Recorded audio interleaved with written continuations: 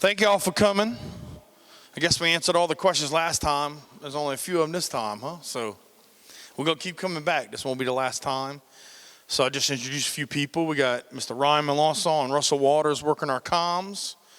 Miss Leilani Adams, my chief of staff, hates it when I say it. Corey Henry, chief of Home of Fire. Wouldn't put out a fire, I guess. Candace Malden, our CFO.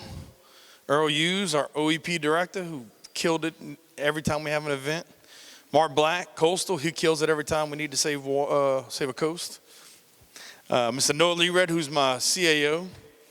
And then we got some royalty in the room. Mr. Carl Harding, council chairman, and Mr. Danny Babbitt, a council member. So those are the people that are here. Thank you all for coming. Like I always do, is I say I have a presentation about a lot of stuff around the parish. And we could either do that or we could just have a conversation and answer questions. So I'm open for either one. What do y'all want to do? Question. Let's go. Let's jump into it.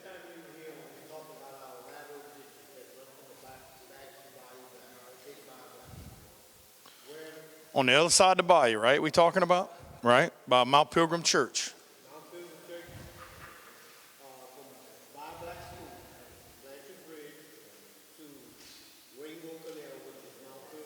Right.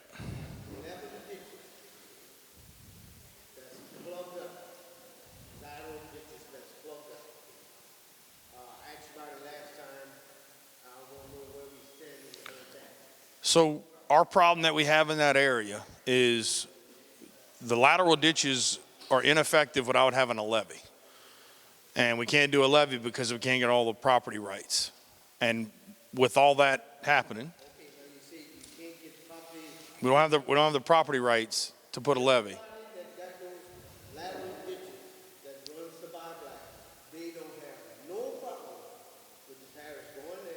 Right. But I can't do the ditches until I get the levee, and I can't do the levee until I get all the property rights. The levee behind all those properties right there. You got the levee starts from Ringo Canal that runs all the way to Gibson.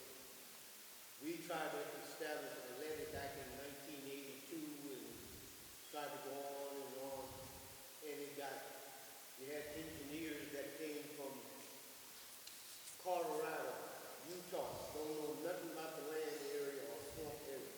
They came behind my house and said that they had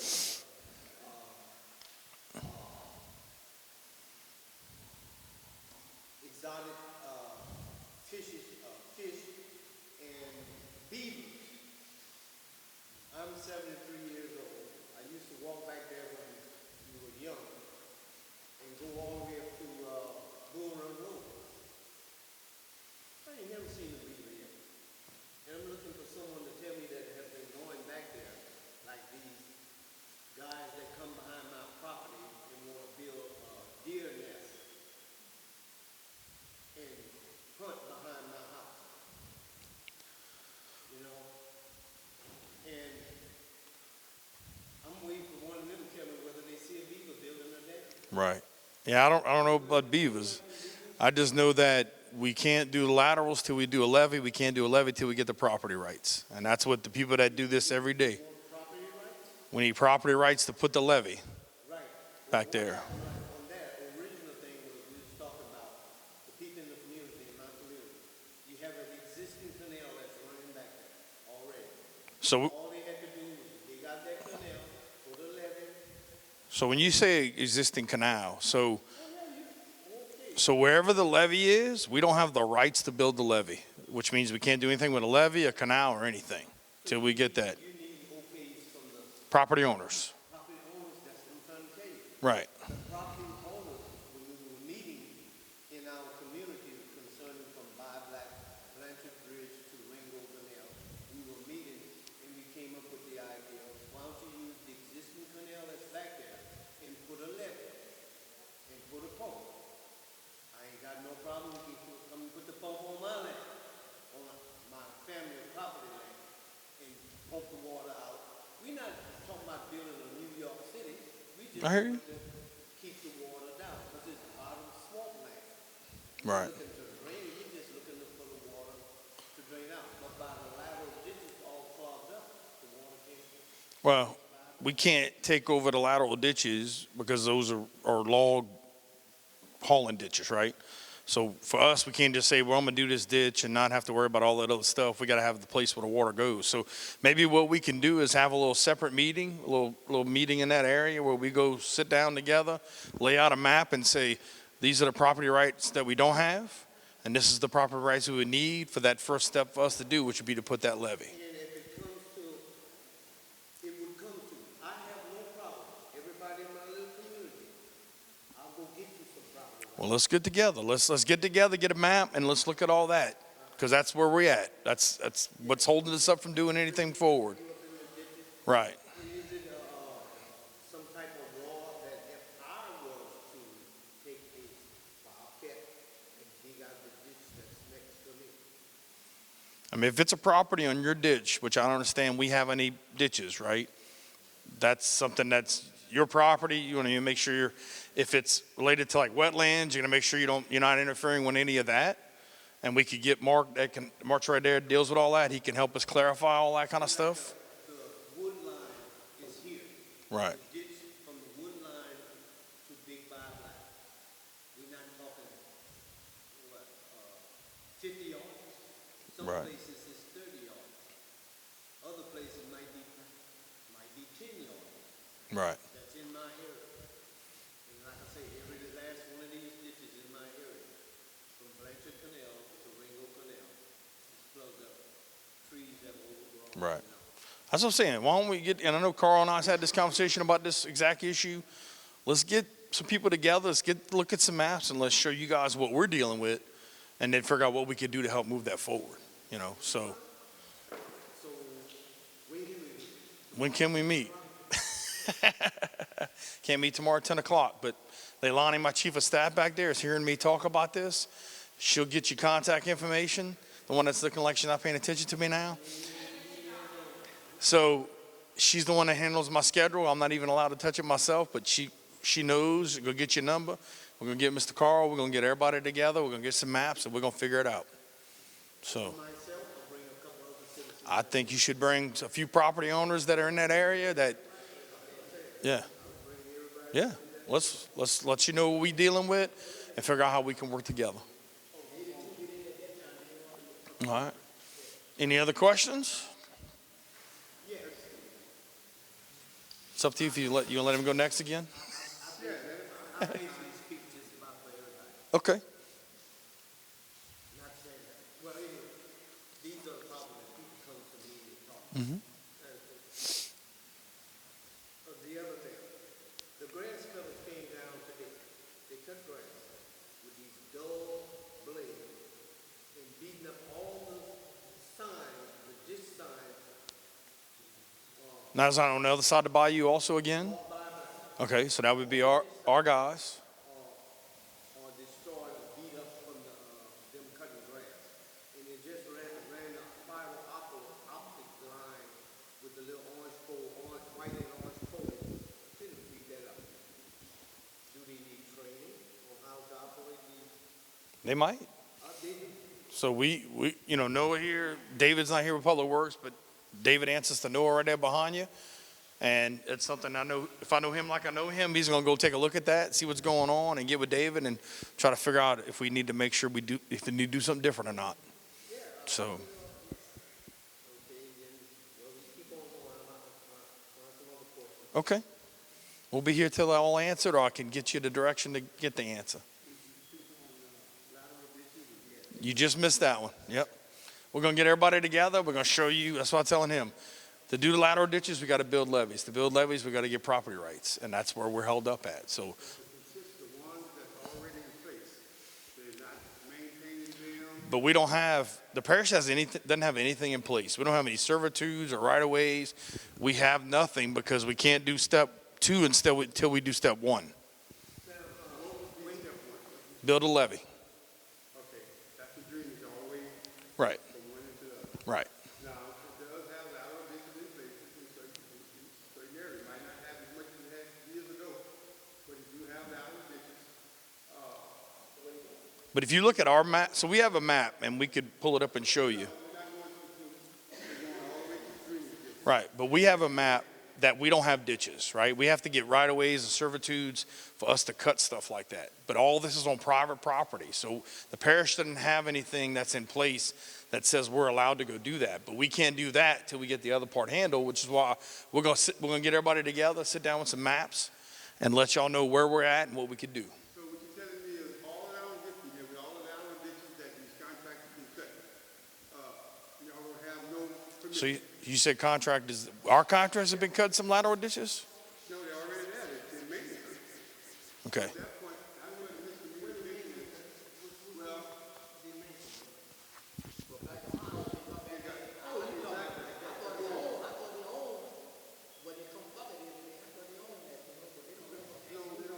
they don't own it, but they have the right of way to go and maintenance the ditch and keep them cutting everything. Okay. Maybe some of them, y'all might not have, some of you won't use, but they do have lateral ditches in place that y'all supposed to make. I mean, I'll tell you what we could do. I'll get my laptop once we're done with this presentation. I'll hook it up to this projector right here. I'll show you guys as a public works map. This is what we have access to. This is what we don't have access to. This is the properties we need. I don't mind doing that before we leave tonight. So.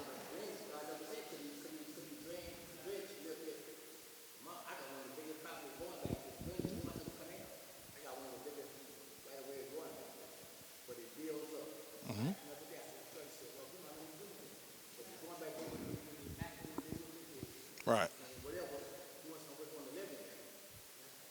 Yeah, and part of the conversation I've had is, like, we do this here, we don't do this here. What's the difference? Why would we do it here and not do it there? And when you start looking at how all that lays out, that's just one of the battles we're dealing with. Right. Yep.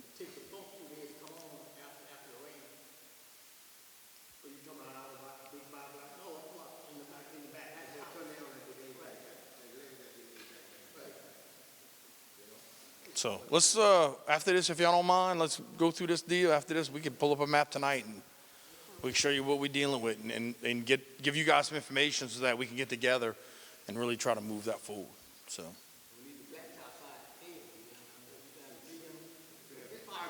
Oh no, we got a few of those. Yes, sir.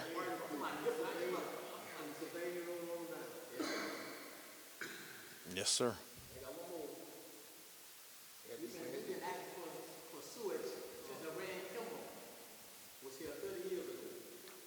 So we're getting ready to do a wastewater study, and part of that study is going to tell us to add this street, add this neighborhood.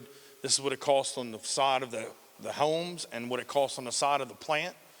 And then getting that data, being able to go after funding, because they have funding areas that are specifically for that. But we want to get the numbers of what it would cost to add all that to it. And we're getting ready to take care of that project.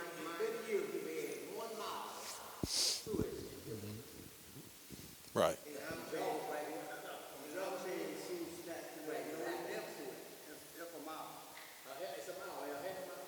Right.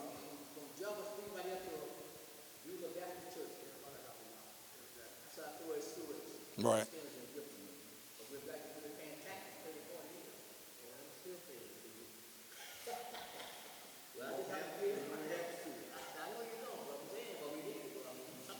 But so when you say you're paying taxes, you know that stuff's a different fee, right? So if we would give sewage, run sewage, people that get that sewage have to pay for the sewage service. So y'all, right, that's what I'm saying. Like when you say you pay taxes though, the sewage and all is different on the water bill, right? So you've been paying sewage on your water bill for no sewage? No, but I've been paying taxes to get sewage. Okay. That's on my water bill. I've been paying for over 50 years. And all the other citizens have been paying for over 50 years and don't have sewage. But y'all aren't paying for sewage, right? So my question is, do you have a sewer charge on your water bill? So to look at if you have a sewer charge, because I've heard the other side of this, that we run sewage, people don't want to pay for it. So what we got to look at is, if we're going to add sewage in an area, what if half that area didn't want to pay for it? And then you got to figure out how you, again, fund that, keep it maintained and everything. And so.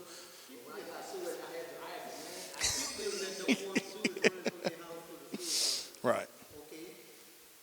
You don't get to. So we're getting ready to do it. We're getting ready to kick off a study to get all that figured out and figuring out where we can go for priority. You know, we know this area, we know Gray, we know down to by. I mean, all the rural areas definitely have the opportunity for it. We're going to figure out what it costs to get those added because we got to deal with it not only here, but at the plants. We have a north plant and a south plant. So when you add more sewage to the plant, we got to do some upgrades to the plant. So we want to know what all that looks like, and then be able to go after the funding that deals specifically with water and sewage. So. Now, the other little thing that just came to my mind, the cold weather coming and killed the lilies. Yes, it did. Praise the Lord. They're gonna be coming back. And you said that some company is interested in doing something with the lilies. Cynthia, yeah. So they're still working on getting funding and everything. So I wouldn't count on that being a right-of-way deal. And if they were to do that, where they gonna put their plant? They actually bought property in Gibson already. I don't remember what it is off the top of my head, but they already bought property. But you know, one of the things that we did that I was going to talk about is that we redid our vegetation contract to get more bang for our buck. We also put more money into our vegetation contract, and we're going to do some things a little bit differently. And we think, based on that and the freeze, thank the Lord, that we're going to better keep lilies at bay better. We're also working with wildland fisheries for them to help us with that part also, to help keep lilies at bay. What kind of remedy you talking about, you might know that's gonna treat the lilies this year coming? We're gonna have more money to get in spray them, and we're gonna look at spraying further back. What's that? Right, but we're gonna work on spraying them further back into the marsh where they originate, and doing things, maintaining it differently. And we're gonna we think with that we can make a difference, including working with wildlife fisheries, because wildlife fisheries has some stuff they need to spray also, and they don't spray till the summertime when it's too late. So we met with them and said, hey, let's save some of that money to come back around to this time right here and deal with that earlier and further back into the marsh. And I know I'm throwing a lot at you. That's okay. That's why I'm here. When they come and they dig our ditches off of North Five Black, they take the dirt and they haul it somewhere else. And they leave a little shore like this. The ditch is here, and when they take the dirt, and they end up leaving a little shore. Why don't you dig the ditch, put the dirt right back here to put a wide shore? And if you happen to ride on that side of the bayou, North Five Black, you see what I'm talking about. I'm just talking about. Especially at Mount Pilgrim Church, we got this much. Right. It's definitely worth a conversation, like if we hadn't had that conversation, to talk about can we do that? In water, when it rains, water stays in that area. Raising the road would help us a good deal. And my fix for that is take some rocks, drag it out, and asphalt, raise it up, and asphalt, game over. Right. Look, we got a lot of road issues. That's actually the theme at the state level too, because they're talking about redoing DOTD, and the hardest thing to find funding for is roads. And you know, between I'd say probably like Bayou Black and like Byside Drive are probably two of the worst ones we're dealing with right now. Between those two roads, you're probably talking about $10 million. And so what we're trying to do is see if we can get some things patched and fixed and work on getting that funding to come in and redo both of those roads. Because we know those roads are both very high priority, very unsafe. And when we were coming down there, at right there at Greenwood School, it used to be Greenwood School, it's still called Greenwood School. You know how close the shore is? Do I know what again? I'm sorry? Can't you notice how close the shore is to Big Five Black? Mm-hmm. About 3 feet. Yeah. Oh, in some areas it's less than that, especially if you get further up. And so one of the other things we're definitely looking at is making sure our waterways are healthy, getting them cleaned out, making sure they're maintained, make sure the banks are stable. That's all stuff we're working on getting kicked off. Starting to get it kicked off. Yes. So do the government, the parish government takes care of Big Five Black? Like tree over the bayou? We're about to. So some of that stuff, you know, depending on the waterway, depending on the road, you know, it's a relationship with us and the state to work together and get that done, right? But we're doing a project, and we had funding for Bayou Terrebonne back from 2012. We're going to do what's called like a clear and snag, and we're doing that to the parish line with money we already have to take that as an example and use that for the rest of the bayous. So we know we got to get in there, clean out some limbs, clean out some trees, and we're working to getting that done on every waterway. How much time do I have for that, or you got another question? I'm here till you're done, but I got Noah's raising his hand. He's got, can he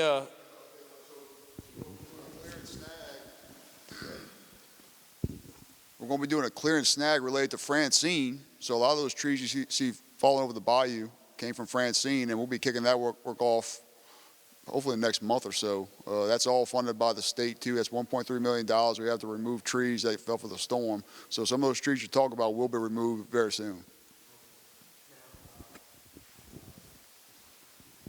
Oh, when you put the pump at John Elliott, the Elliott Jones you talking about? not Elliott Jones, Hanson plant. Okay. By school. They dredged by it.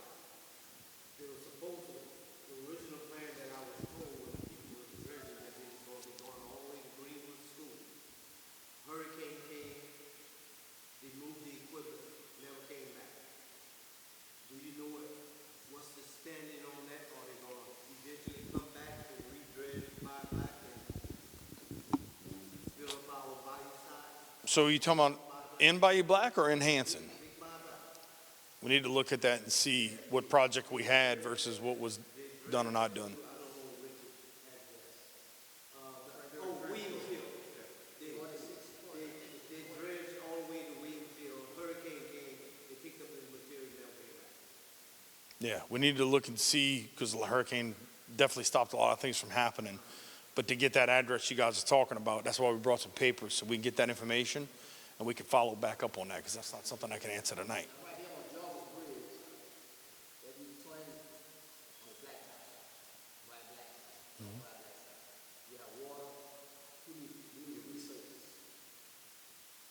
That's the bridge, right in front of the bridges, right there. We have bridge got water, this keep in the rain, everything is just covered. Well, what I want you guys to do is I want to get with our team here when we're or before we're done, and I want to get all this stuff written down so we can make sure we go down a checklist and say we handled that, or we got to get information on this one. So if y'all could help us out by doing that, we can make sure we get some answers on some of that stuff. So somebody trying to call me. No, somebody's trying to call me, so I was telling them I'm busy. Is my thing on vibrate? It should vibrate. It's okay. No, I'm just ignoring the call. There's a few other things that haven't come to my mind that's all Okay. people be complaining about that I can't do nothing about, but I'll speak about it since I come to meetings. Right. Well, that's the first step, right? First step is come, let us know what's going on, and then we always look to follow up with the stuff that's already been given to us. And I know Noah went right after and looked at some areas and took care of some things, but we want to get it written down so we can make sure we address them all. But it's been a while back, but I'd like to know why you all took half our district from us. Took off half your district for, talking about the redistricting with the council districts? That all happens at the state level right there. That's above my pay grade. A lot of it's based on population and people moving, and districts have to have a certain amount of people. According to the census data I saw, it definitely changed. But that's something that, again,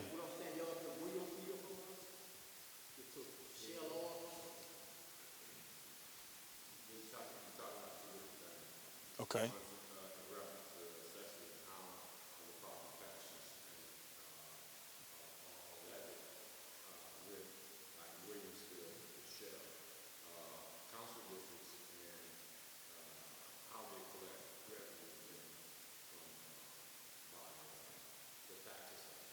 Right.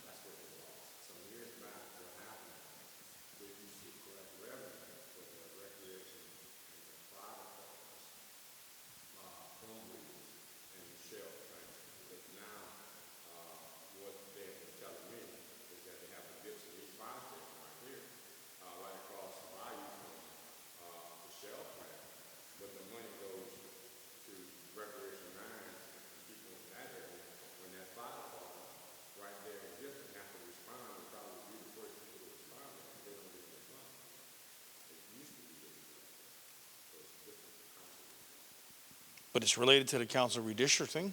Is that what you're saying? No? I mean, for money not to go somewhere, to go somewhere.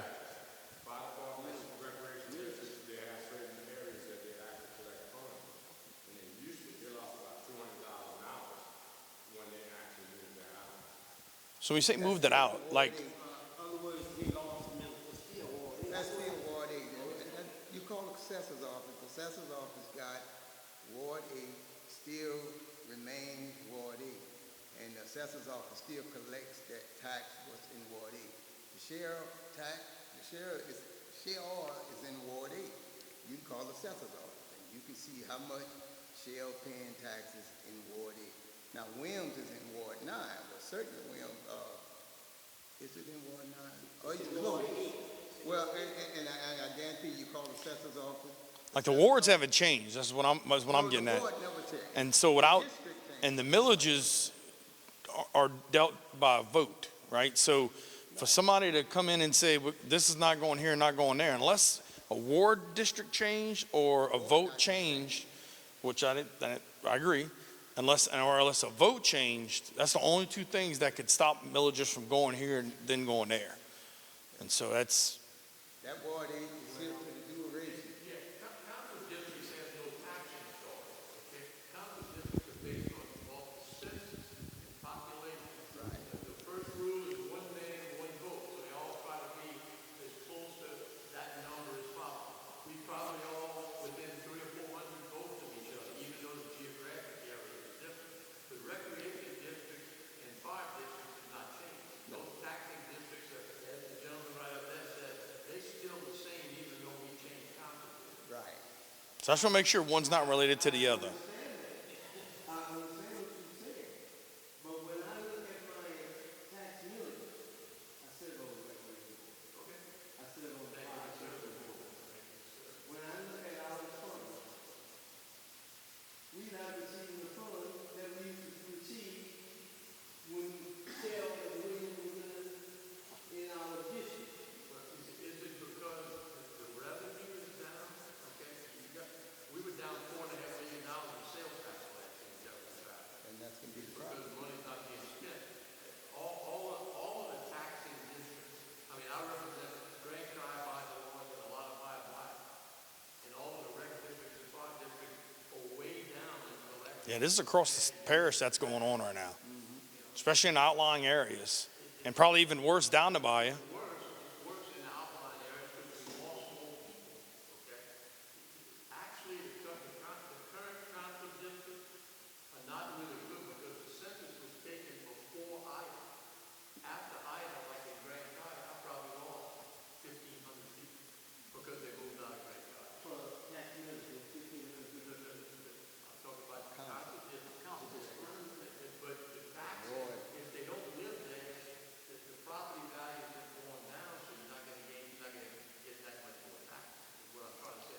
And that's pretty much throughout the whole town. And I'm just talking about council districts because that's the only thing that's moved, right? So I just want to make sure that's not being confused. Right, which has nothing to do with the taxes collected and where those taxes get paid. The tax base is still the same. You just got less revenue coming in Right. because there's less value. Like the red districts down to bayou are way down because everybody's moving north. And so those districts are getting less revenue, but it's because less people and values have went down. So I just want to make sure we're all on the same page and that the council district stuff did move, but that didn't have any effect on what's tax collected and what's taxes are paid. And again, this is all stuff that we could sit down and look at some stuff and help get straight on that because I want to make sure you'll have the right information. I got a question. I mean, I'm still just trying to wonder how that the road, we pay this road, tax, parish-wide, Right. road and bridge. And I'm just wondering how not that the road has not been put in the budget, either way it is bad. So have y'all put it in the budget for this year? 'Cause We don't have enough money in the budget to do it. We don't have enough money in the budget to do everything we want to do, right? So right now, I put together a list of projects. If everything we want to do in the parish, across roads, bridges, drainage, and everything, it's about $500 million. So what, Right. well, what the tax generate, what does the tax generate for the road and bridge, just, annually? I'd have to get it. I don't have it right in front of me. We can get it. Because we've been talking about this road here in Gibson. Even we've been talking about getting the road striped. And every time Right. I would call about even getting striped, they say, oh, we're gonna have it in the budget, this coming year. I don't know if I was. It wasn't in the budget when I got there. It wasn't in the budget? So on average, I think we spend about $200,000 to $300,000 in road striping, right? So you can't do a whole lot of striping. We can't do a whole lot of striping in the parish at all, right? We were able to add more funding into the road maintenance budget, but nothing that we can go repave roads with. And that's why I'm trying to find. Talk about the striping there, even just do little cosmetic, especially like striping because. Well, but most of the roads that need striping also need repairs. And if I'm going to do it, because I'll tell you, one of the things we're looking at, and we're working with David, and I think we'll better provide some opportunities, is there's a different kind of overlay process that we've looked into that you can get for half the cost that gives you 3/4 of the life. And so we're looking at what projects, and even those projects are very expensive. So that's why I'm going to work with the federal government and saying, I want some infrastructure funding. You know, everybody passed this big infrastructure bill, of which Terrebonne Parish had $0 from. Why can't I go get some of that road funding and bring it down here and repair some roads? And that's where I'm going to try to get these big chunks of money because, again, we hadn't had a road study since 2002. We're getting a road study done this year to re-identify which roads are the most unsafe, put those roads at the top of the list, and really work to get those roads repaired and restriped. It is one of my number one priorities. It's just every time I get funding, can't use it for roads, can't use it for roads, can't use it for roads. I was like, at what point do we get funding I can use for roads? But overall, when you look at what we collect versus what we have to maintain, there isn't enough funding to do it, unfortunately.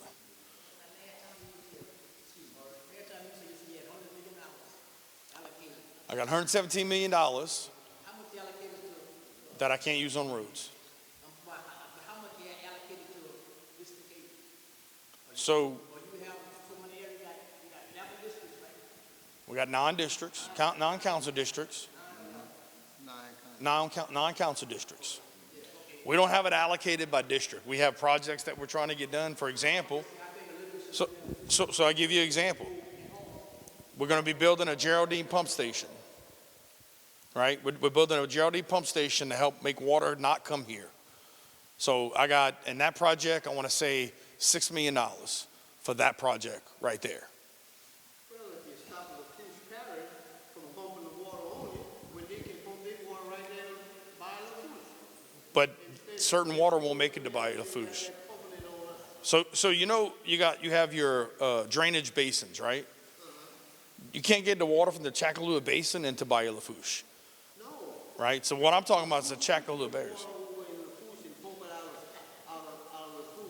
Yeah, it don't work that way. We got water coming from Chackalua at 3,000 CFS, which is why we're having to build a third pump station because Elliott Jones and both Hanson are both 1,000 CFS, and we're doing another 1,000 CFS at Geraldine.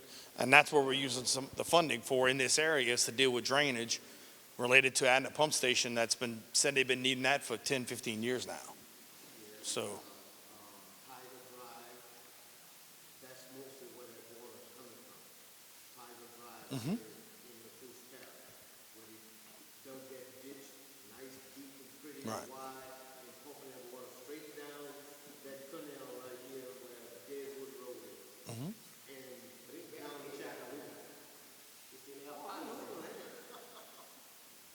So that's one of the projects we'll be doing to address the water that comes from Lafourche Parish because they pump every time it rains. So we got to make sure we get that water and do whatever we're going to do with it to get it out. And that's one of the main projects that we are doing in this area. How is that thing working up this way? Because every time they talk about the big money they spent, the previous, the past administrator with those 2 projects. How that thing is working? That thing doesn't do any good over there?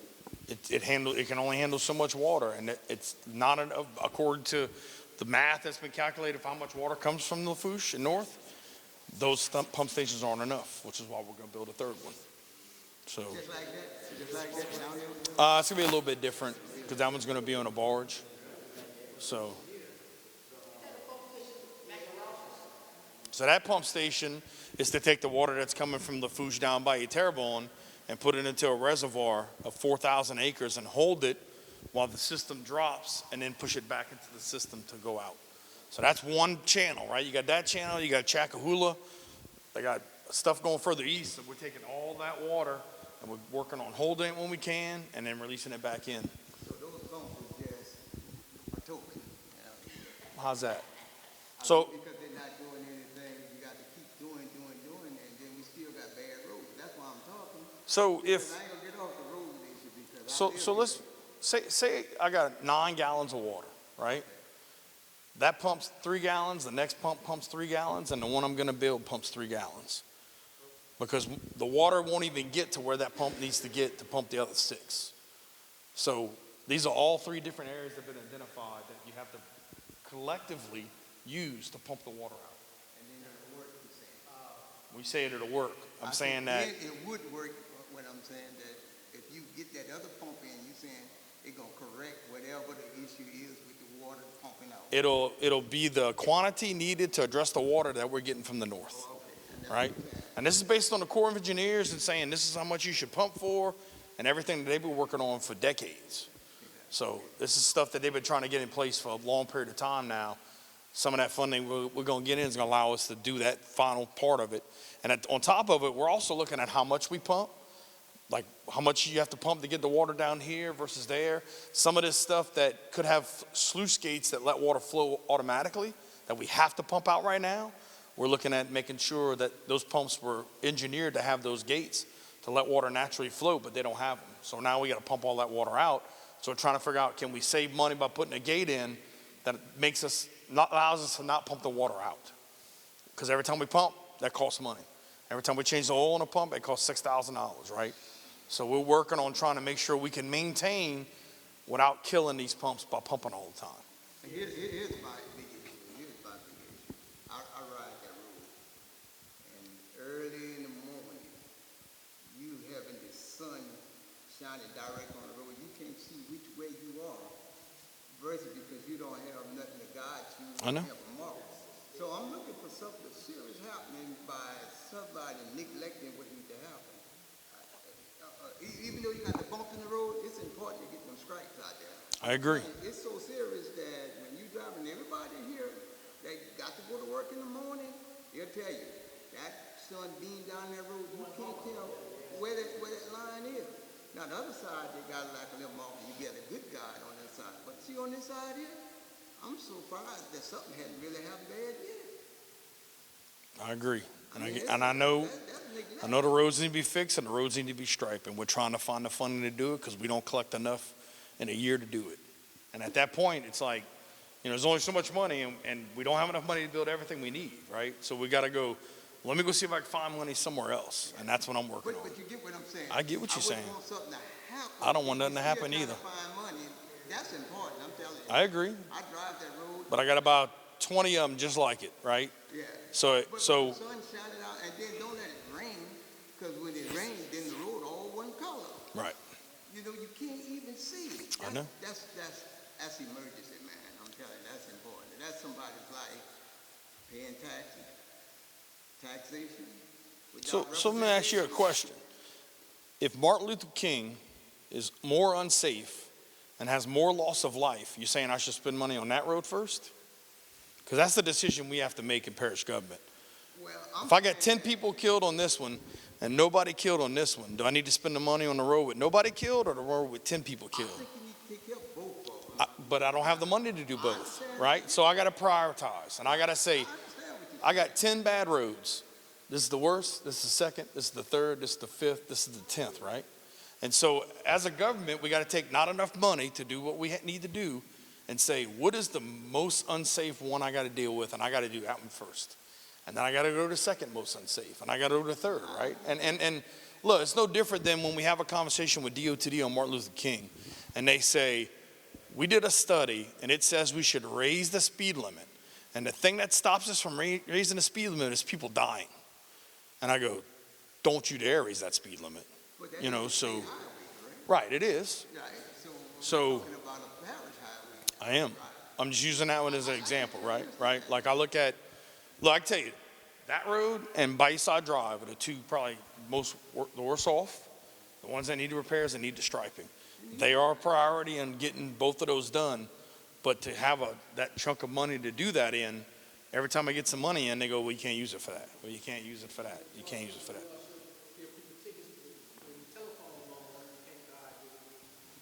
I agree. And look, let's get the sheriff's office out here and let's get them to check for that kind of stuff, right? You know, I was trying to think what the number was.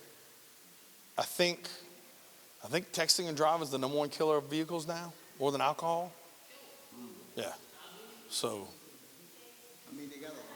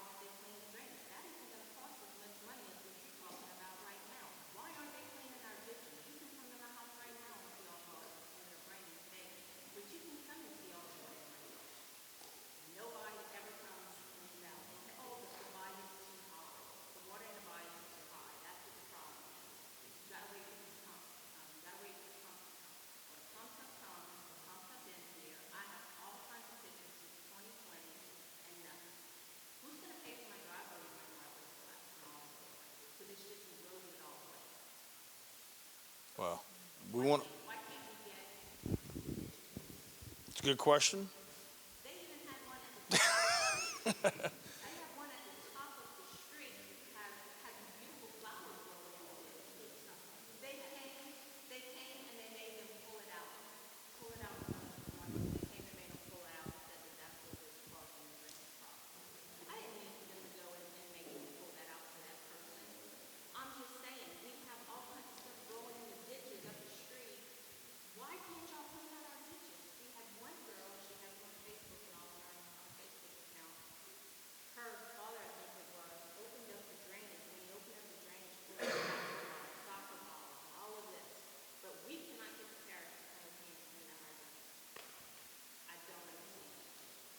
So can I ask this question?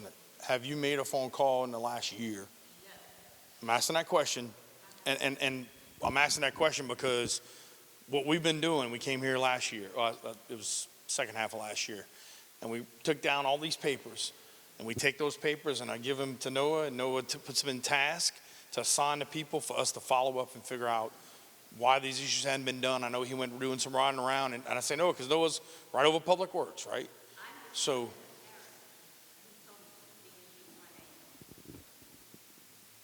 right. So I want your name because I want to know who we talk to when we call, but I want your address. And that's why we have these papers that we brought here today. And we want to, again, there's some things that for whatever reason hadn't happened in the past, But I feel like that we are setting ourselves up for success more. We're changing the way we do some things. Our vegetation contracts going to allow us the opportunity to get more done with the money we collect. And that's what I've been doing a lot of. I've been working to do more with what we collect. And that's what I look at when we don't have the money to do everything, right? So, for example, I'll give you a different thing. I upgraded our email system, saved us $200,000 a year. Upgraded our phone system, saved us $200,000 a year. Those savings I can put more into roads, into ditches, right? And so as we get more efficient and do some things, that's what I'm working to do, is let me take that money we already collect and let's make sure residents feel like those issues are addressed. And so I feel you when you talk about the roads, and I feel you when you talk about what you're talking about. We're gonna get the address. We're gonna do what we can, and I want you to come back to me and say, I talked to you, reported it, we got it done. And if it doesn't, then I'm gonna hold him accountable, and then he's gonna hold his guy accountable for why it wasn't done. So, but I appreciate you being here. Now, one other question relating to the two pumps, the one at John Elliott and the one at Hanson. The one at Hanson is running, but the one at John Elliott is not running. So the level for Hanson Canal must be lower than the one at Hanson Canal. John Elliott Canal. Right, and it happens like that. What we've been looking at, so I'll give you an example. So one of the things we learned, or one of the things we were told, if this gauge is at 3 foot, this road has water on it. So we go to the gauge, it's at that, we go to the road, no water. So there is a conversation around the gauges being right and making sure that we're pumping down as much as we need to, but not enough that breaks the bank and trying to maintain the equipment. And so we've been working to say, okay, can we, related to Monas Canal, what if we use this pump to do this instead of that pump? And then adding the Geraldine pump into it is even going to give us more capability of, maybe I could use these two pumps up north and maybe not have to use that one. Because Hanson, we pump so hard sometimes we bring the bank in, right? So now we're doing some bank restabilization because of how hard it pumps. And when you look at the fact that it's supposed to be 1,000 CFS, but we're pulling the bank in at 500, again, we're trying to make sure that we can get these pumps rolling to the level they're supposed to be because of the fact that when we pump it, not all the way, we deal with some bank issues and start sucking in more stuff than we should. So again, it's going through, we're trying to figure out how much water we can move around naturally without pumping it, which we're doing a feasibility study on both of those pump stations to figure out, can we move water without pumping it at all? Natural flow. Because right now we have to pump it because there is no natural flow. And through all that and adding this other pump station, we've already seen changes and differences, pumping half the time, but pumping it at the right time versus what's been done in the past. I was just talking about the one at Hanson Canal. It's running more than the one at John Elliott. Because the thing is higher at John Elliott than what it is at Hanson Canal. So my guy that watches the monitors and sensors behind you saying that's not the case. Okay, well tell me why the one is running at Hanson Canal more than the one is running at John Elliott. And it's the same big five line. Hello? Yes.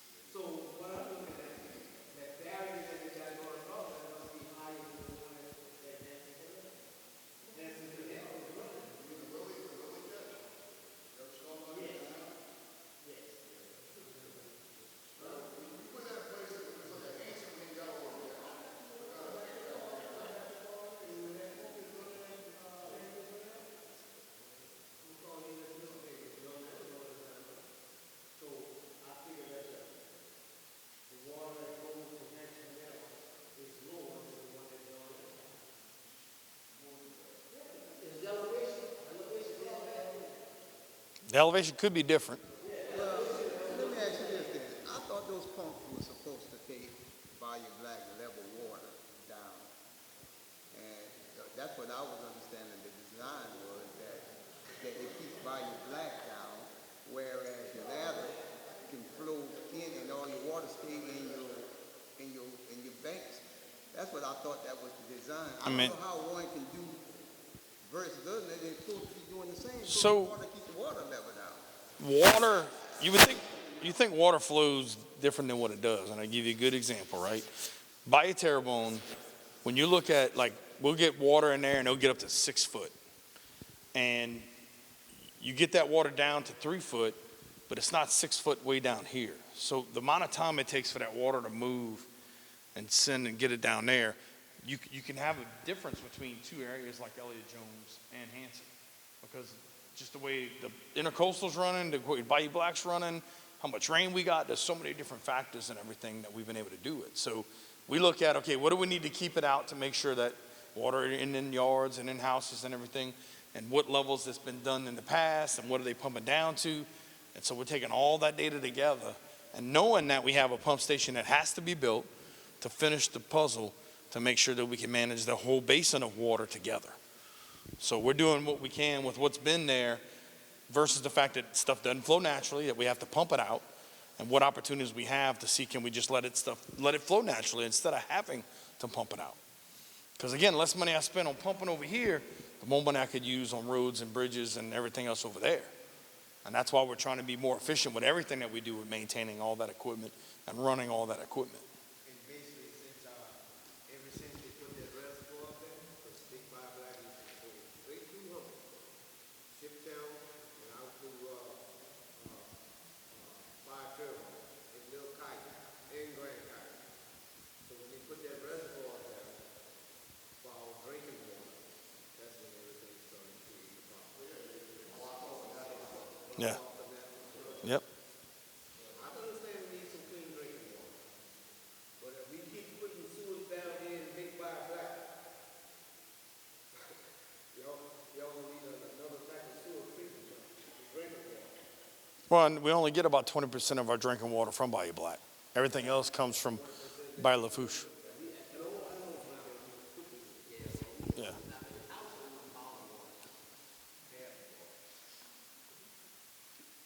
Anybody else has any questions? We're going to look at it.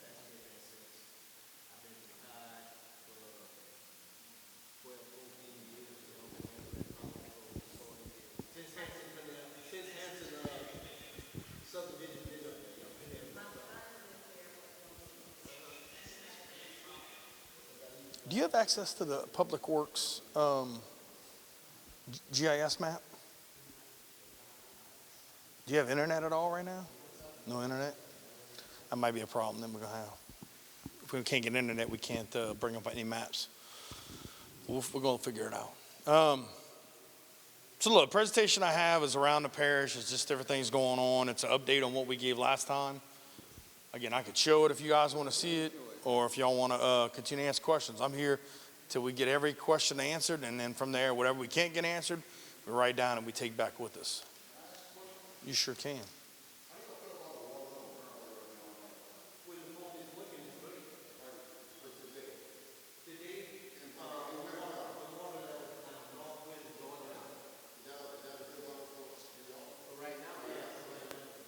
But how she keep getting water in her yard is by herself? Because not only that, they close Minus Canal Gate. So Minus Canal Gate is always closed, and when the north wind is blowing, we don't have the money on this side of the The money's on the Minus Canal Gate side of the So when they want the gate closed, the gate is closed. But when the north wind is blowing, open the gate, let the north wind take that water out. That gate is forever on. So you know that gate's controlled by Waterworks. You know that? So to say money or not, the conversation we're looking at is they say they close it when they got salinity. So we're actually putting in a gauge right there because we want to understand what our gauge reads with salinity versus what their gauge reads with salinity. And we've been working with them over the last year to make sure that it's only closed when it needs to be closed. And so until we get our gauge in place, we can't validate. To who? But Waterworks is two different things. So Waterworks has nothing to do, like, Waterworks is its own entity and the parish is its own entity. So number one, I don't know of anybody giving a large donation to the parish. If you know who that is, let me know, so I'm gonna go visit with them, see if we get some roads done. But based on how we work and what we do, that doesn't affect if a gate gets closed or open, right? Right. And that water, the wind and the water, everything's coming out of the north. If the gate was open, it would all be closed. I have the canal right in my backyard. So we are working with Waterworks because there have been conversations we've had, hey, we need you to open this, and then they leave it open and they end up closing it. So right now we're having to go off of whatever they're doing for salinity. Once we have our gauge in place, then we can say, well, this is what we're showing. But surprisingly, and we think it's probably coming through Miners Canal from Dularge, is that salt water, it'll show less salt water at the H&C than there is here, but it looks like it's coming from another direction.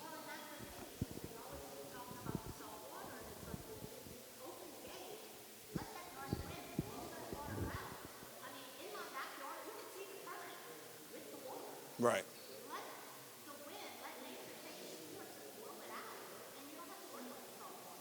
Right. No, I agree. It's something that we're working on. Huh?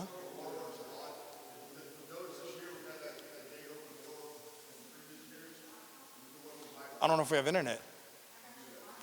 Okay.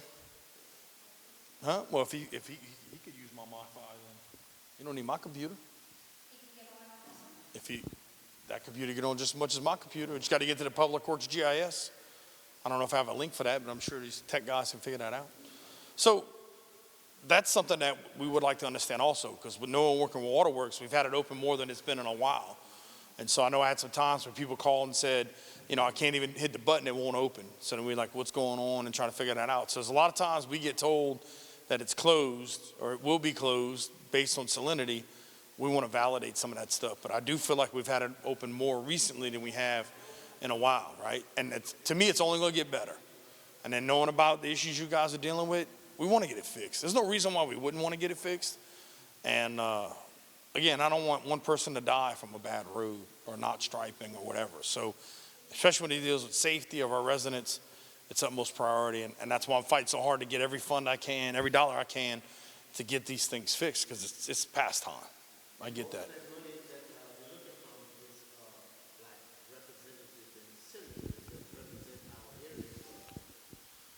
Actually higher than that. So when you look at how we get funding for like roads and those kind of things, it's through capital outlay.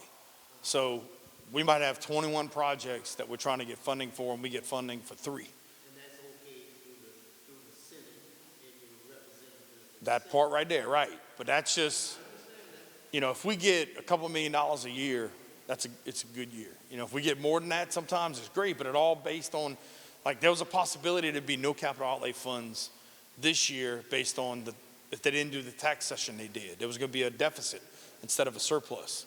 So anytime the state's in a deficit, $0 for any of those kind of projects. So what we try to do is we try to save that for things that are not as pressing, so that if there's something that's more priority, there's other ways for us to get funding. Because if I try to get money and I put a project in this year, it probably won't get funded for the next year or the year after that. So in that time frame, and that's what we do. I might put a project in here and go after funding for a project there and go after funding for a project here and try to see which one hits first. But you go back to $500 million worth of projects that are needed, our budget's only $260 million, right? So, and that's not all for projects. We got a percentage of that we're able to use for projects.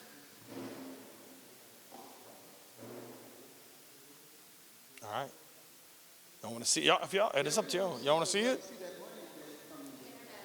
No internet? Okay. All right. Well, we try. You gonna click for me? So look, I want to make sure the things that you guys are talking about, and I like to get what I want to get all that written down, and we know all the spots, all the addresses, so that we can work to make sure that stuff's resolved.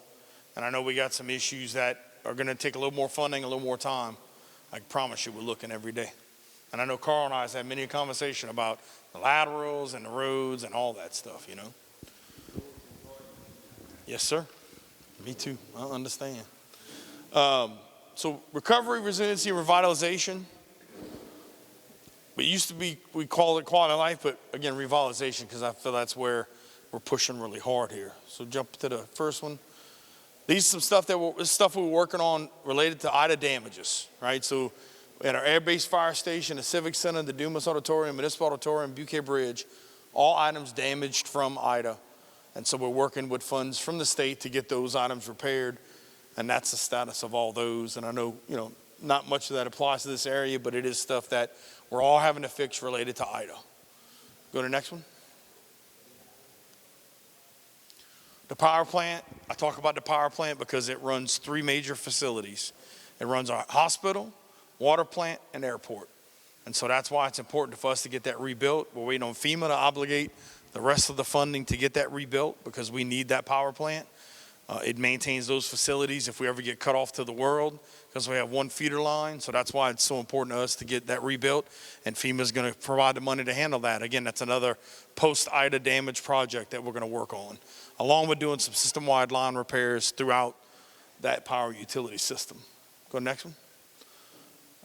That's more about the system-wide line repairs. That's just the power facilities for Terrebonne Parish city limits, so we're going to skip over that. CBGR funding, that's the thing you were talking about earlier, where you said we got $117 million. We talked about the Geraldine Pump Station. We got Geraldine Pump Station, Terrebonne Pump Station. The Activate the Bayou projects are cleaning up the bayous and getting them cleaner, healthier. We're doing parish weather stations so we can have good readings of wind during storms throughout the parish, because some of the insurance companies are fighting that we didn't get the wind we say we got. So we're putting weather stations, wastewater master plan, stormwater master plan, supporting the seafood industry. So everything from recovery, repair, and economic development. That's what we're doing with that funding. And these are the approved applications right here, and we're working to get the rest of them approved and start announcing those projects getting kicked off. Any questions on that? Yes, sir. Could you explain the $117 million, how it comes to Terrebonne? So it's allocated through HUD. HUD says you got this much damage and this how many low to moderate income people are in your area. And so we're going to allocate this money to the state. You're going to have to spend the money, and then we're going to reimburse you. And if we got to meet all the qualifications, and so we got to go through environmental, we got to go through all these different steps and hoops that we have to jump through to say for us to spend it, and then go, okay, now we're going to give the money back to you. So we're not going to get 170. That's the point. They're not writing us checks, no. Yeah, we're not going to get all $170 million, put it in the bank. Right. Draw over that. We have to have the money in Terrebonne Parish to spend the money. Then you can actually complete our application. And then they can reimburse us, and hopefully they don't give us a hard time when they do that, because they could say, well, you didn't do this step, and then we get denied, and then we got to appeal it. So So that brings about also the point of you saying that we're short on revenue, and then in that revenue, so now we have until 2028 to complete the process to get to 117.6 million.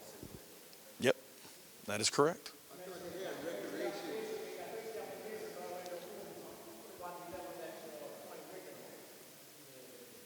So they're in the review process. So they'll send us questions. These are approved. These are approved right here, right? The ones that are listed on this list.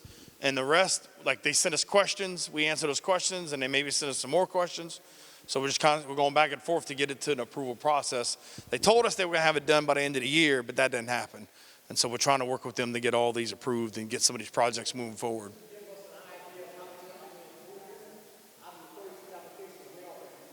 Where are they?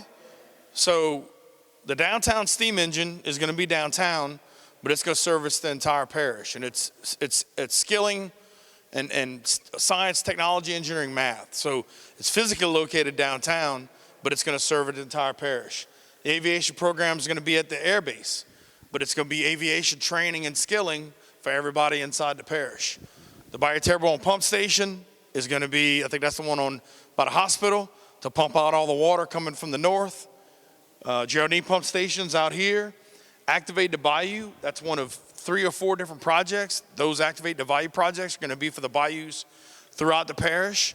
Stormwater master plan is throughout the parish, parish weather stations throughout the parish. Main Street, Complete Street is from, if not mistaken, St. Charles Street to Howard Avenue, and it makes a big circle back around. And so that's what that area is for. The wastewater master plan is for the entire parish. The Village East wastewater implementation is because of the projects that we were looking for that need repaired sewage, which is Broadmoor, I'm trying to think of one, Elkshire, Laban Avenue area, that area, and Village East. Village East was the only one that qualified that met the low to moderate income requirement. And so that project right there is going to happen in Village East. And it support the seafood industry is a study to figure out what we can do throughout the parish to help everybody that works in the seafood industry, whether they're fishing or trawling or whatever. Is what? What's that? So if it's in a building and home, it can't help the entire parish? Like if I'm working on downtown steam engine, and anybody from inside, I don't care if you're in Gibson, Gray, Chauvin, whatever it is, kids from anywhere in the parish could get skilling at that facility. So it's physically located in one spot, but it's servicing the entire parish. Which part? The downtown steam engine? It's going to be science, technology, engineering, mathematics, and arts, and skilling for kids from 8 years old to 18, and then young adults, so that we can help make sure that our young people and anybody, you could be 30 years old and go get some skilling there and go get a better job. And if that's for anybody in the parish, right? We're doing small business grants. That's for any business in the parish. We're doing an incubator. That's for any business in the parish. Some of the stuff is located. And look, historically, we've had a problem where we put something in a spot and expect everybody to come to it. I want to work on, if we have something in a spot, that it goes out to everybody, right? So every community should feel the impacts of what we're doing, no matter where the building's located at. And as we write how this is going to work, it's going to say that. It's going to say, let's make sure, and look, all these projects have to tie back to a low to moderate income area. So the main goal of all these projects is to help people that are low to moderate income. It's a requirement of this grant, of this process. So how much each one of those dollar amounts? I'd have to get, I don't have it in front of me. You know, it just varies. So basically, I thought at one point in time they had something with the recreation.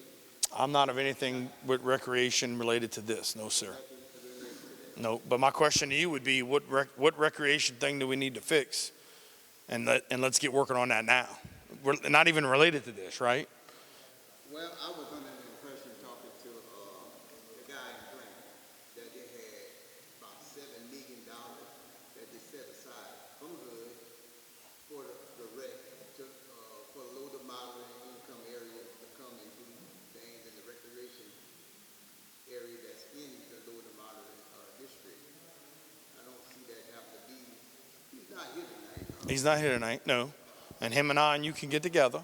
But keep in mind, these are the only ones that are approved. We got 1, 2, 3, that's what, 13. I think there's 26 total.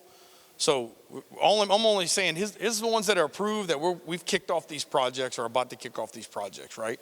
Now, one of the projects listed that's not approved yet is we're calling it like a community center / emergency center, right?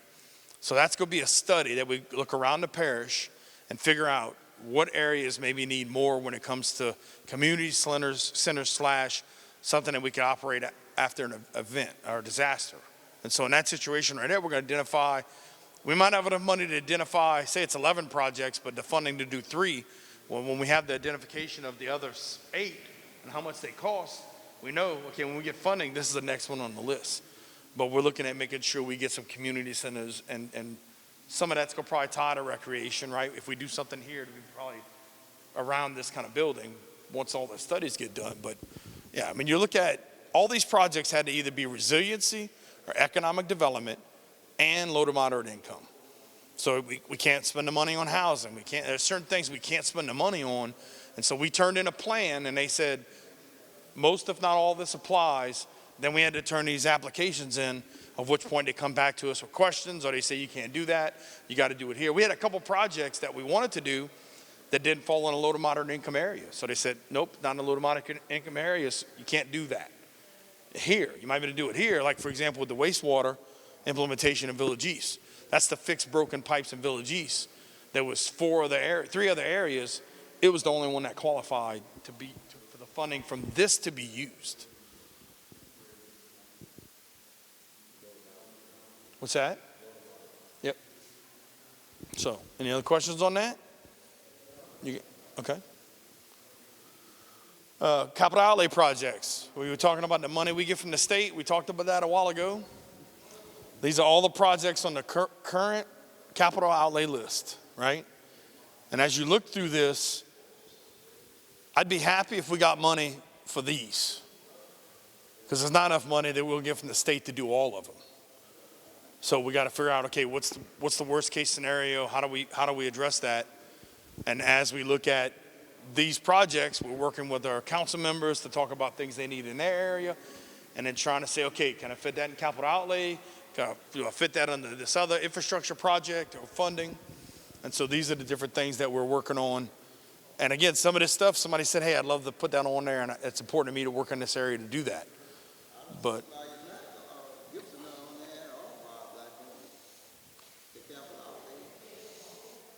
right. I mean, why would we be on the capital outlay behind the street? So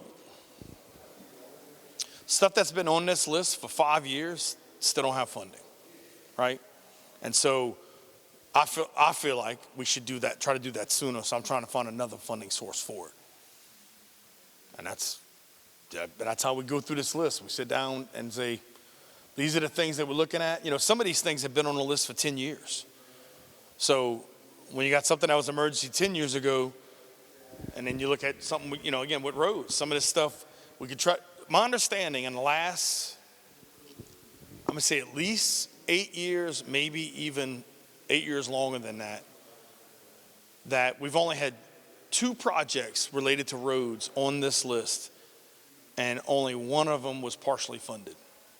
So whenever you look at the state, and if they're going to authorize a capital outlay project, and if they're going to give it to a road or not, historically we hadn't had luck with that. And so that's what we start looking at. Again, I could put it up here, but if I never get it, you know, one of the projects that is being talked about is the Vieja bypass to get more north-south traffic, right? That one is on here, but yeah, Savannah Highway 90, that's to give us an evacuation route. And that's a road that doesn't exist, and having more people that can go north to get out of the city, out of the parish. But that's in a low priority also. Again, if we'll be lucky, we might be lucky if we get 4 projects with funding. And again, if you got one project for $10 million and 3 or 4 projects with $2 million each, you know, a lot of times they're going to try to spread that out and not give you that one lump sum project for $10 million. So it's all about trying to find all the funding sources and what's the best opportunity for a project like this to get funded. And I'm telling you, I'm gonna work my butt off to get some roads repaired and fixed and striped. And so I'm actually went to DC earlier. I'm about to make another trip again to go up there and say, I need roads fixed. I need money for roads. There's this infrastructure bill that was passed a year ago, and Terrebonne Parish got none of it. How do I get that money? And that's what I'm trying to go do, is get money whatever way I can, beg, borrow, and steal, to get funding to fix these roads and striping. Any questions on this, past this? Okay. Housing crisis. We have an 800 unit shortage of housing in the parish. We currently have 4 projects that are on the books. 1 started, 2 about to start, and the other one's still looking for funding. That should fill about 300 units, a void of 300 units. You still got what's that? So the high rise is that top line where so I was told they were going to tear it down because that's under the housing authority. And then they said they didn't need to tear it down, and I've been trying to get a plan for what needs to be built. How many people need that? Because you had 350 people there. You had 350 at the high rise. That's all. Yeah, 300, and then you had 200 something in center of the circle. So with that falling under the Housing Authority and HUD, the conversation I had is it took them 10 years to fix it after Katrina. It took them 7 years to fix it after Harvey, and they're hoping they can have it fixed in 5 years, which is why the parish has been working at these 4 projects to bring back some housing, and that's going to be the faster process for getting housing available. And maybe by the time they get to where they can fill that void, we'll have half the issue we had before. But these are projects that the parish is working on and helping get funding for. And we're going to get, you're looking at 18 months, we're going to have about 18 to 24 months, we'll have about 300 houses that we didn't have before. And so it all does work together, and we're working with South Central Planning to build some erector set housing, they call it, that's faster, more cost effective. And again, just trying to do everything we can to turn around. Imperial Terrace is where I think it's called Studio 4. No, that's West Tunnel Lofts. Yeah, Imperial Terrace is where Studio 4 used to be by Hollywood and Imperial Drive. That's where Imperial Terrace is right there. And then Bon Terrace downtown by the other Bon Terrace items, which is actually going to be primarily senior housing. So fighting that battle every day. And again, we got projects that are going to get done maybe before HUD even starts. And we're working with HUD and Housing Authority to get that fixed as soon as possible. But they're waiting on FEMA to tell them if they can tear their building down and to figure out how much money they're going to get. And they said they can't tear their building down because if they tear it down too soon, they might not get any funding at all. And that's what Housing Authority and HUD's dealing with FEMA. All right, any other questions on this?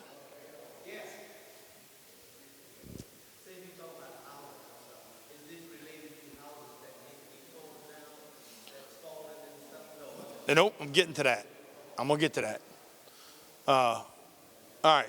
So I like, we got a lot of things we're talking about with problems. I like to talk about some good things. So we got some economic development going on Martin Luther King. There's an area that's not developed because it didn't have utilities. We got a grant that's going to be able to put some utilities in and get some development done. The Whitney Bank building was purchased by the parish last year. We're going to have more foot traffic. Fletcher built a workforce building in Schriever. Cynthia, Louisiana is the one we talked about with the lilies. We got a health unit bids going out in March to get that rebuilt, and we're working on finishing American Legion. We've had a few issues that we're working through, but to have that be a veteran hub for veterans where they can go get services at the American Legion downtown. And those are things that we have going on besides all the destruction and repairs we're trying to do, some things that we're doing on top of that. Next. Permits. Just to show y'all, we had 3,000 permits before Ida, 8,000 after, and we've leveled out at around 5,000, 5,500 permits. So it's still way over what we used to be prior to Ida. And then Francine adds a whole nother set of permits on it, which is why, it's one of the reasons why permits taking a little bit longer, but we're working to make that more efficient. Next. Insurance reform. We have a few things that we're working on to lower both homeowners and flood. The legislature passed 26 bills last year that really hadn't made a difference, and so they're trying to make some more changes again this year. We're suing FEMA. We're trying to get FEMA data to get them to recognize that less stuff should be in a flood zone. And even conversations around low to moderate income families getting a tax rebate based on flood insurance.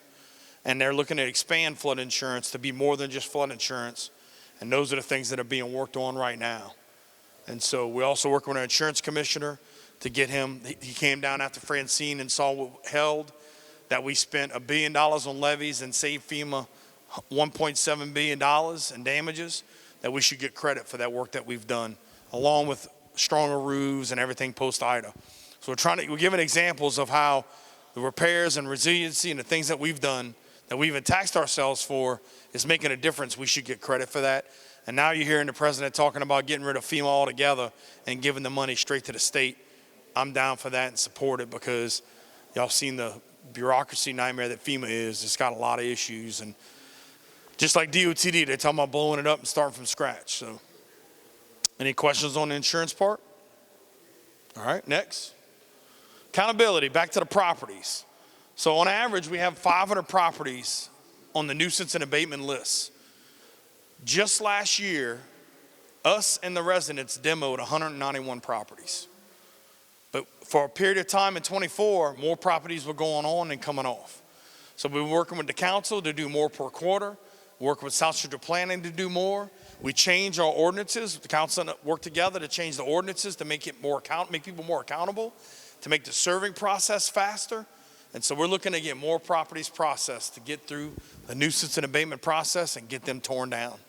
And so I know every quarter we're doing about 40 to 50 at the council. We're looking at adding another 25 to that. But we're also speeding the process up by doing some things differently thanks to changing that ordinance. So that's what we're doing, to hold property owners accountable and get more stuff torn down. But again, we've had almost 200 just in 2024 alone torn down.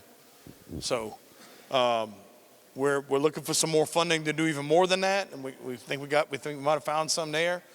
And again, it's funding we can't use for this and can't use for that, because if I could, I would. But we did that. We worked on our panhandling ordinance. We implemented a recreation accountability ordinance. And we're working on getting more foot traffic around to build economic development and get more money coming into the parish. 11 out of 12 months last year, we had declining sales tax. And when we have declining sales tax, that affects the budget at the top level to have less money to do everything we need to do. We're hoping between some of the things we've already mentioned that that's going to change that. And we've seen a couple positive returns last couple months. But again, we're working to make it where we get more sales tax gets more road to do projects, more projects for like roads. And then from there, we're also being more efficient and trying to do more with the money we already have.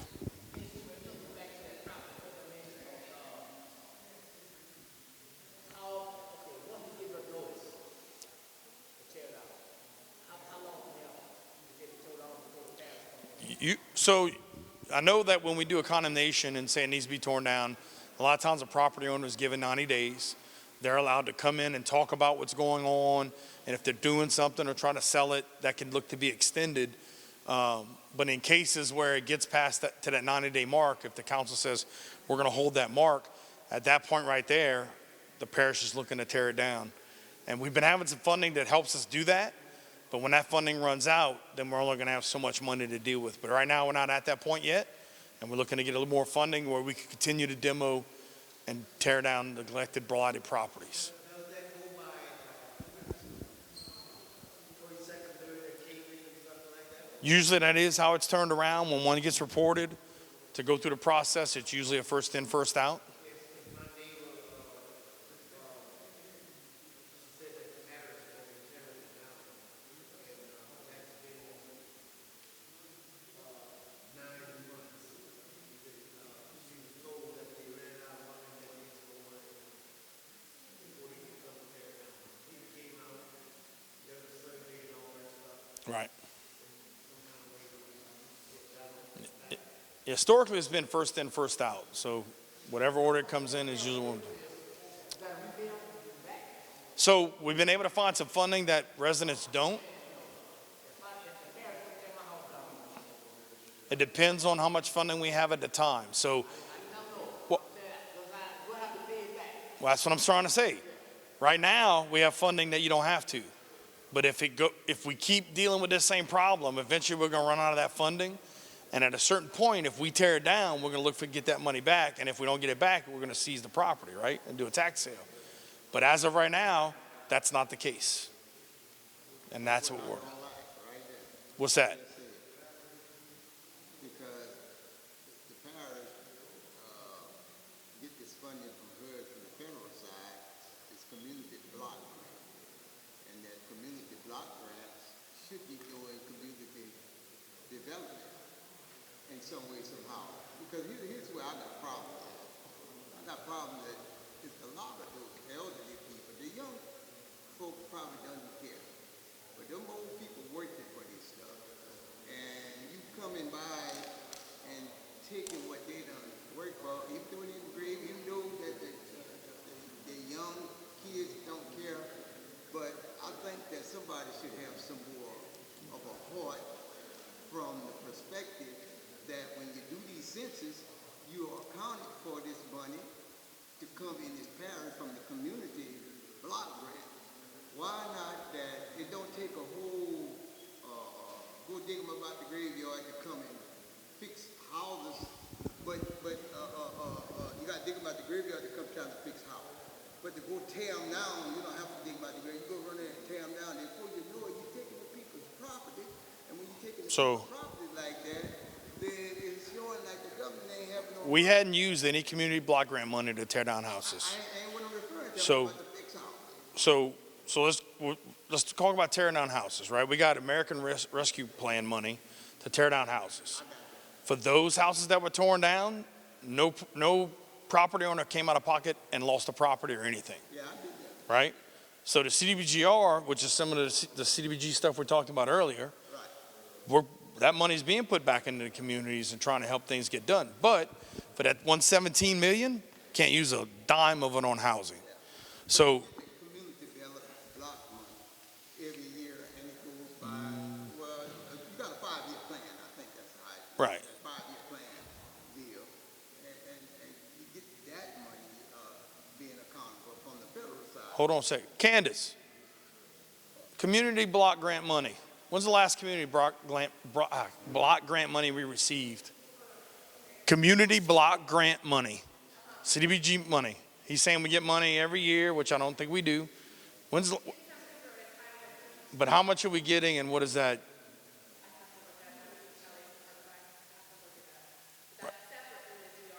Right. So we'll get that answer for you, because I didn't know how much Candace knew about it. But, some of that stuff we get in, we've used for housing. Some of the projects that you saw a while ago where we're building 300 housing units, Something like that community block grant. Because, look, man, I see these old people work hard for this stuff, and their kids don't care. But then you go and the parish taking, I see that going on. So when you say the parish is taking what? Well, I mean, to come in, first of all, they got a lot of the people in the low to moderate income area. They can't hardly meet those requirements But when it comes to allow the house to be torn down. So okay, but again, I'm saying again, the properties that have been torn down, nobody's property was taken. Okay, I'm referring to the community block grant money. okay. 5-year plan. I'm talking about why not trying to figure a way, try to fix the houses that can be fixable, and not just go in and post. But we're not- I agree with you that the next generation probably don't care. But I'm not aware. Like for those people that really work hard and then lo and behold, this stuff gone. So I'm not aware of any houses that could be repaired that are being demoed. So if you know of a house that got demoed that could have been repaired, I want to know, because I know people's been buying them. We got Restore LA options. Like there's a lot of options that are going on now to help people get houses repaired. I'll tell you one just right down the street. I want the address. I visited that home. I was so surprised when I saw that home with demolition. Right. I ain't got a place right, so I don't know who's gonna tear that down. But that house, I thought that house was should have been torn down. I mean, I know that Jack, we call him Jack. You give me an address. It's torn down. I know, but you give me an address, I can find out what happened. Got a lien on the property.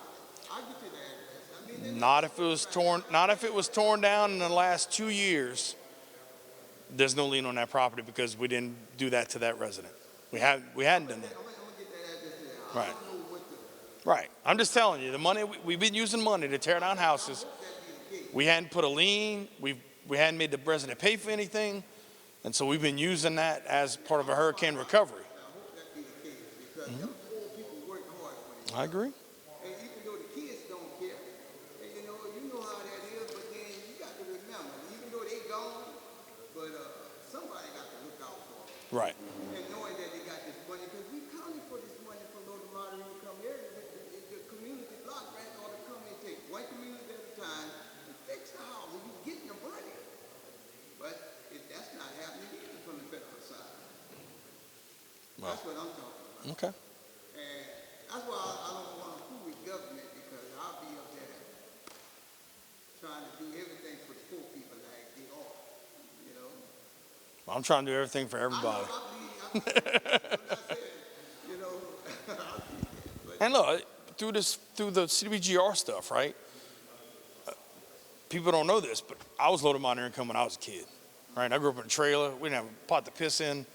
So, you know, again, I want to make sure that people have a hand up, that they have opportunity, that they get skilling, and that they can, and I got some of that. I had the opportunity to learn about computers, and then I ended up getting myself out of poverty, right? So if I could help one kid, another kid do that, then that's exactly what it's about. You know, we are 18% poverty in Terrebonne Parish, right? We have 50% of our residents are either no pay or government pay on health care. I share those facts because I want people to know, and I want people to understand what we deal with as a community. And there's multiple ways we can do it, but one of the ways is diversify our economy and try to get some skills and try to get some jobs. And the other part is the people that are just struggling, that can't get out their own way, how can we give them a hand up to help them out? And that's what I'm about. That's why I ran. That's why I'm here in this community and every community that I'm traveling. I want to hear what your issues are. I want to let you know that the Calvary's coming, that we're here to help. We want to fix broken stuff and give people a hand up. So, but we'll talk some more on the CBG, and I'll get a better understanding of the numbers and all that. And we'll let you know what we are doing with that funding. right. So, You know, in this area here, we hardly ever see anything goes on from that department, you know. right. You know, it's just like the old good old boy days with that department. People don't even really know that is a functional department because we don't see it down here, Right. you know. Okay. Well, and if you know anybody that's had some issues like with Francine, like I know there's not a lot of applications related to housing assistance or repair from Francine. So, you know, when you look at how many people received assistance from Francine and what those numbers are and how much money they gave us, there's not a lot of applications to use the money that was given to repair Francine homes. So, they gave the state 117 million. It's funny how it always seems to be that number. And so it's through Restore LA, they got to fill out the applications. And then from there, but they're working with individual residents. We're not getting any of that money. We're not touching any of that money. So, all right. Next, quality of life. So we've worked with get some parks from recreation that allows some of the rec districts to work a little more efficiently. And we're doing some things to get these parks safe and have them to where they're usable. And so those are parks spread throughout, mostly I think in the Rec 11 area. And we're working to help make quality of life better. Next. There it is again. We're not on. So what about So any money for tutoring our kids? Is any money available for that? So the only person I know that deals with tutoring that gets money from the parish government is Ms. Diane. And Ms. Diane Collins. So she does get some money from the parish. She does, and we had to give her less this year, and I'm trying to help her find some other funding sources. But the school district, when it comes to tutoring, the school district is getting money from the state to tutor. So if you have a tutoring issue, there's ways to go through doing that. I mean, at the end of the day, it's where I think the school district should be dealing with tutoring and those kind of things. Is they're the teachers and everything else. And so if you have some tutoring issues, you're working to get some kids tutored that aren't able to get it, there are opportunities out there right now to get that done. So they got some money available. They got tutoring that they're getting through the state. That's at the school district level. But if you know kids that need tutoring, get it to us. I'll get them to them and say, hey, you know, these kids need help. How do we help them? Well, and we was trying to get something started here and not get them out the community again, ask them in out the community. That's the whole thing that took the kids, closed all the schools down here, and that's another issue that we facing here. It's another issue, but look, we've got to make tough decisions in jobs that we have. And you hate to close stuff and you hate to do certain things. But at a certain point, if the kids aren't going to go to education because they don't have certified teachers, you know, they had to make a tough call. And with that, you come back and say, well, what's the void? What's missing? You know, and a good example, I live and work downtown. I created a nonprofit and built a bandstand, right? I saw the issue, I raised money, and I fixed the issue. Part of that is in talking to communities, what can we do to do that? Because Ms. Diane's working with NAACP, and they're doing an after-school program there. But I'm also trying to get her to help other places that she can get funding from to keep those programs active. Because if the government's in a crunch or there's a deficit or whatever it is, you might not get that funding in the future. So let's figure out another way to make these programs self-sustainable. That goes into the quality of life, community outreach, and again, identifying what this community needs and trying to figure out how we can get resources here and get people involved in helping these communities in these communities. Because that's where I think it should start. That's something best. You had 15 questions earlier. You gotta let me finish with this guy. Come on now. Pointing at it. Come on now. I'm almost done. I am almost done. Go to the next one. Y'all need to fuss each other for asking so many questions. Bayou and dredging. We talked about the Bayou Terrebonne project. We have 900 derelict vessels throughout waterways in Terrebonne Parish that we got to get cleaned up. We have $1 million we're going to start with to get that started. It's not going to be enough. We're trying to find other funding. But again, we're trying to make the waterways healthier, flow better, less clogged, the whole 9 yards. You should.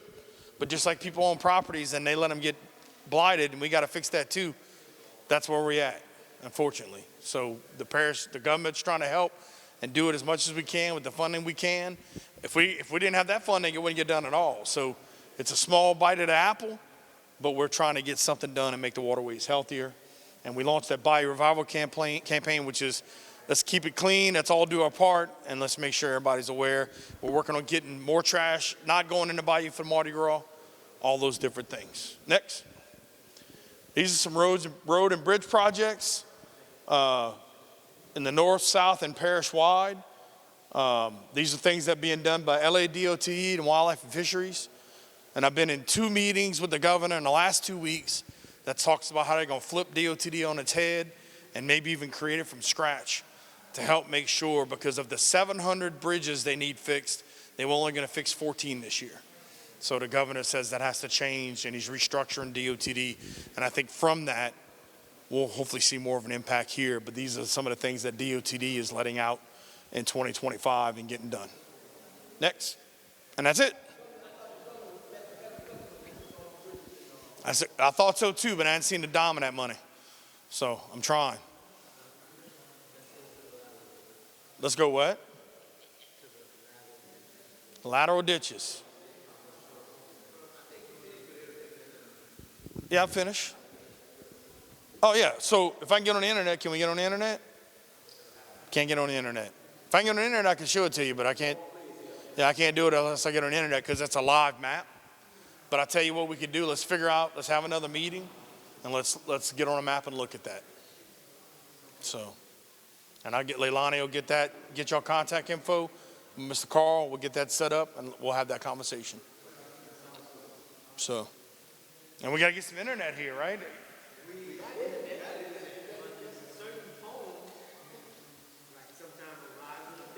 So they don't have Wi-Fi in here? They have.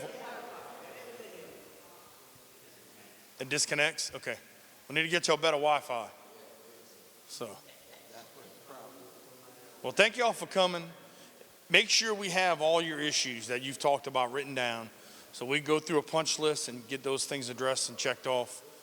And being here helps us be better, holds us accountable, and we're going to be back. We're going to be you're going to better see it now on the clock that every, February, March, we're going to be in Gibson.